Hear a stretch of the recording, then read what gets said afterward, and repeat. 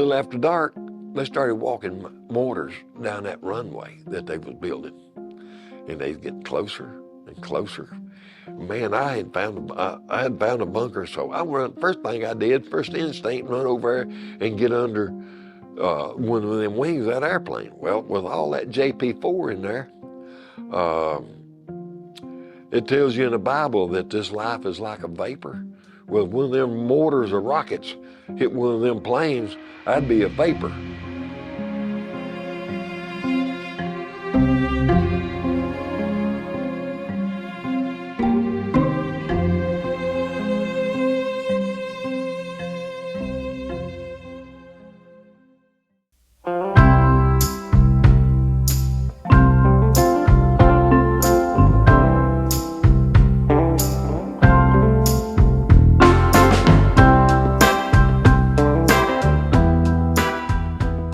Started out basic training at Fort Benning, Georgia at Harmony Church.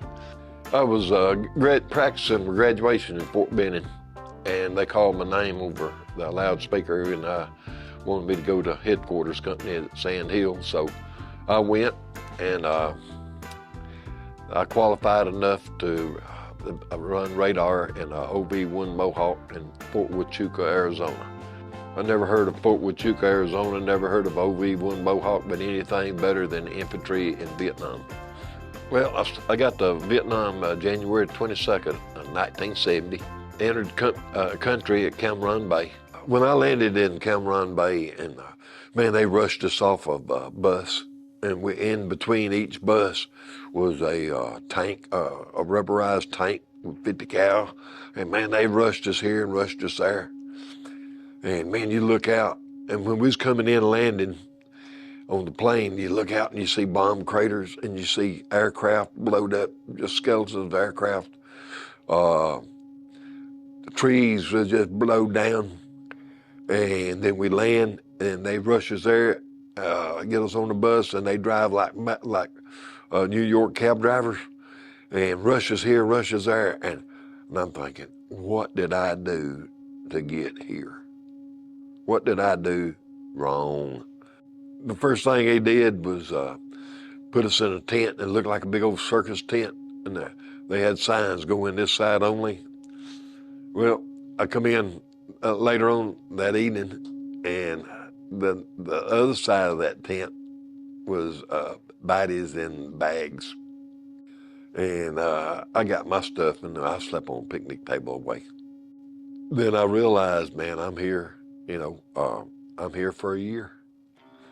The Danang area, all of I Corps, I stayed there 4 months. It reminded you of Gatlinburg, the beautiful mountains. We had different places you could go swimming out there in the South China Sea. It was pretty country. South of Vietnam was down in the Mekong Delta was just a marsh. Now, you fly over it during the daytime, you wouldn't think there's nobody down there. But we flew at 1.5 miles high, 7,000 foot. And you fly over there at night, and man, there's campfires everywhere. And it's scary. You realize, man, we flying down through here, and if something happens, I go down here, I ain't gonna get out of here. Flew right above treetop level, less than 1,500 foot. And was shot at with small arms fire, shot at with surface air missiles, and I stayed there for 4 months, and they shipped me down to right outside Saigon, a place called Long Thanh North, and I operated radar, a side-looking airborne radar. But we flew all of 4 Corps. That's all down in the Delta, southern part of South Vietnam, and I flew at 7,000 feet. When we'd take off, we'd go out to the coast and fly down the coast and go into our mission area and do our missions and take pictures of whatever they wanted. Mainly down in the Delta, we was doing the infiltration of the Mekong Delta. In that school for 3 months out in Fort Huachuca, they teach you to operate cameras. These cameras had magnification lens that was, you could fly over the jungle, and with human eye, you couldn't see down in the canopy. But these lenses would magnify everything so. Then the side-looking airborne radar would pick up anything that was 50 miles either side of the plane, anything that moved 2.5 miles an hour faster. And that we flew at 7,000 foot. The infrared, we fly right along and top of, and mostly at night, it would pick up mortar tubes, which anything that gave off heat. A group of elephants would give off heat. Things that, I didn't know what I was picking up. It wouldn't detail what you was picking up. You could tell if the target was on a road or in a canal. Usually in a canal is some kind of boat. Infrared pick up artillery barrels, campfires. At one time picked up 7 elephants. I didn't know what I picked up, just the dots. But after artillery bombed them, went back on recon and 7 dead elephants. And they used the elephants as transportation to carry supplies. I didn't even know Vietnam had elephants. When you were flying that SLAR radar, it would come up with the imagery, it looked like a map. And one time I picked up a whole bunch of dots. And I never seen anything like it. I thought Benoit was under attack by a regiment. And I called in that we got a regiment. And what it was, after they sent recon out, is a bunch of waterfalls. And these water droplets. But I had the whole area of Benoit on a full-scale alert, but I'm doing my job.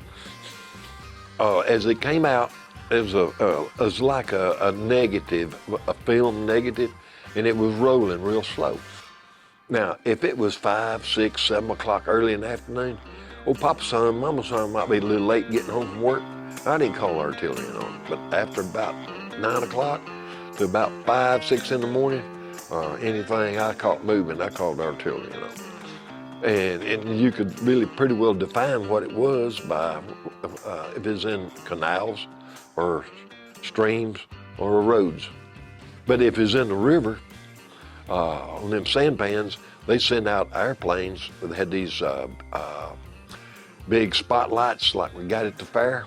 It goes back and forth, and they shine down them canals, and they'd have miniguns on those airplanes or helicopters, Cobras or whatever, and I would fly along and direct the fire for them. When they sprayed Agent Orange, we'd fly above them and watch them spray and take pictures of it. And then we'd go back days later and see how the defoliant, how well it killed the vegetation. Because North Vietnamese Army, NVAs, they had their own gardens, and we was spraying them. And a lot of times if they wanted to put in a new airfield, they go through there and spray it with Agent Orange to kill the foliant. Then they come in there with napalm, a big bomb, and blow it and just burn it. And Thousand Wonders, and I went back time and time again, take pictures of these places that they sprayed with Agent Orange, and man, all we didn't have air conditioning in the airplanes. We had just these little butterflies blowing air, fresh air on us. And Thousand Wonders, I don't have Agent Orange, because I was all around it.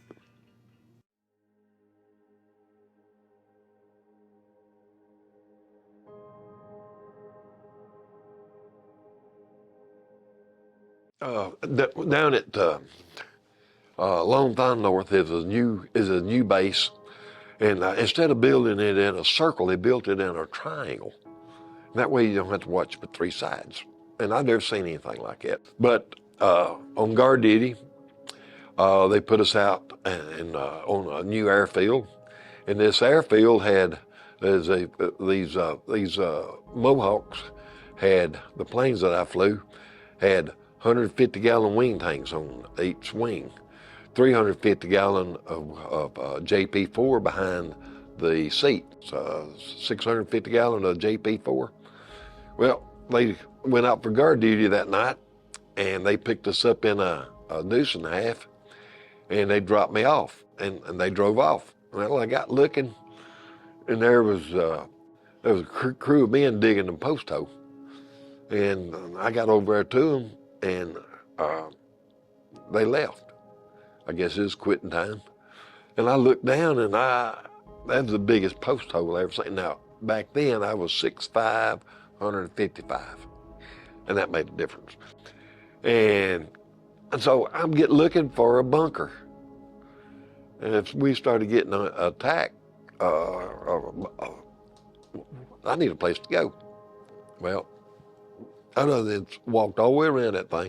When they put me out at, I think 5 o'clock, and they was gonna pick me up at 6 next morning. I had a couple sandwiches and a canteen full of water, and that was it. So a little after dark, I still ain't found a bunker. They started walking mortars down that runway that they was building, and they was getting closer and closer. Man, I had found a bunker, so first thing I did, first instinct, run over there and get under one of them wings of that airplane. Well, with all that JP4 in there, it tells you in the Bible that this life is like a vapor. Well, if one of them mortars or rockets hit one of them planes, I'd be a vapor. So I realized, that's a wrong decision, boy. So I took off. I run up and looked in that telephone pole hole, and I said, they're gonna have to get a hole-in-one to get me in here. So I shucked my web gear, I had my canteen and my ammo pouch and everything. I shucked it, throwed my rifle down, held my hands up, just stepped in that hole, and I went down a long way, a lot further than I thought I'd go. I never did look to see how deep it was, didn't really matter. Well, every time a mortar would hit, dirt would cave in on me. And I'm thinking, man, I'm there. I'm stuck. I don't know how many mortars hit, but every time one hit, dirt come in on me. Then it quit. They quit. Then every time all clear, a siren would go off. And I knew then they'd be coming out looking for me, maybe. And I heard them out there hollering for me, and I heard vehicles coming, and I'm screaming. I'm hollering. They come, and they thought it was funny. And they like to pull my arms off. But you know where I'm at today. And they walk mortars on both sides of me. And so I guess I made the right decision. I'm here, and I didn't get hurt.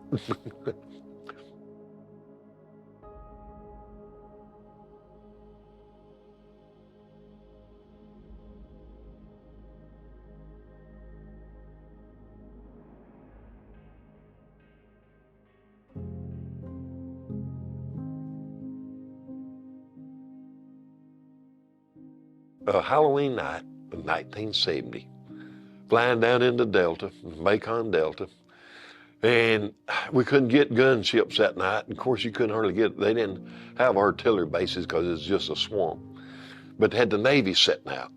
And man, the Navy, all you had to do was give them the coordinates, and they wanted something to do because they'd sitting out on that boat. And so all night, man, I'd call, and I'd find in sand pans up and down them canals. So we've been calling artillery in on them for an hour and a half to 2 hours, and I don't know how many people. Anyway, we at 7,000 foot, and we headed back. And Halloween night, right there at midnight, a full moon. My daughter was born August the 6th, and I was going to get to see her for the first time in Hawaii. And the pilot was going to drop me off at Tunson Air Base, and I was going to catch a flight for the first time to see my daughter. And so we flying along and headed back, and we're still down in the Delta, and my lights started coming on, and I was losing the engine on my side. This plane was designed to land and take off on an aircraft carrier. The Navy designed that plane, the OV-1 Mohawk. When you took off, you'd feather those engines, the props, and then you throw the pitch in it, and then you'd take off like a max performance takeoff, where the jets have got a catapult to help sling them out. These planes had so much power, they'd take off. Well, when you come in for a landing, they reverse the props, and they just like the brakes, and they stop you. Well, we lost the engine. The engine quit. We shut it down, and they got a little to keep it from catching fire. You had some fire retardant, and you pull this nozzle, and once you pull it, ain't no way that engine's gonna crank back. We was at 7,000 foot, we're losing 1,000 foot a minute. So in 7 minutes, we're down here, we're going down in a hornet's nest that I done stirred up all night. Every plane in Vietnam that was in touch with the flight controller at the base, and we have a little transponder. You have emergency, and you hit this little button, and it sends out a bleep on the radar screen. And between me and the pilot, we was hollering Mayday, Mayday.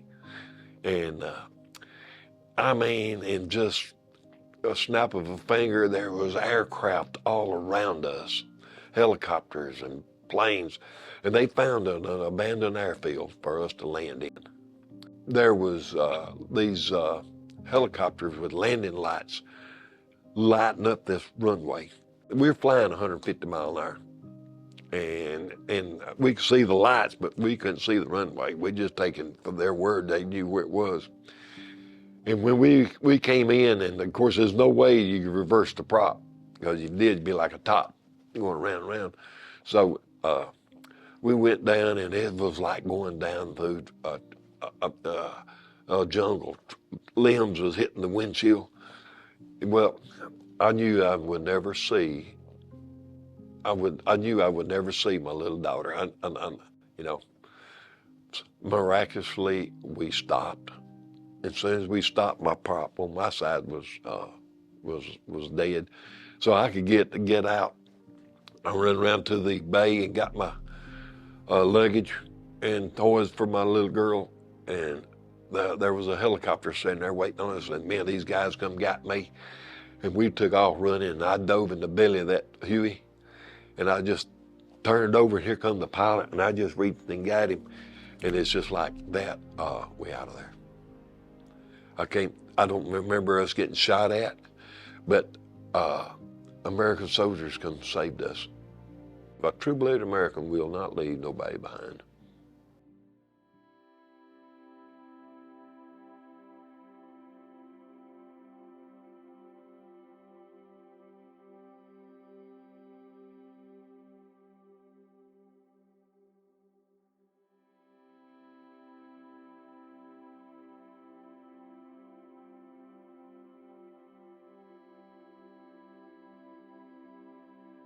Coming home from Vietnam, not just me.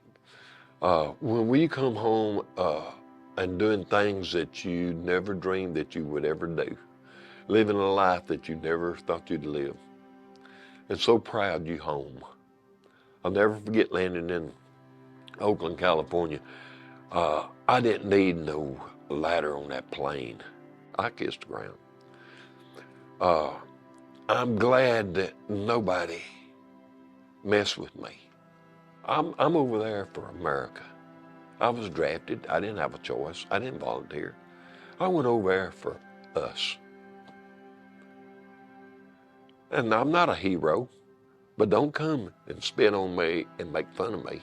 Not just me. We're not a hero. We don't want no special treatment. But don't come and make fun of us. Because the mentality that we have, that I had, thank goodness nobody messed with me. And I've done everything that a true-blooded American that loves his country and his fellow man, I've done everything. I went to a war zone. I put my life on the line for every American that loves their country. Raised 5 daughters, put them all through college, married them all off. I do the funerals for the veterans because they need to be honored. And I just want to be remembered as a guy that loved America and loved Americans.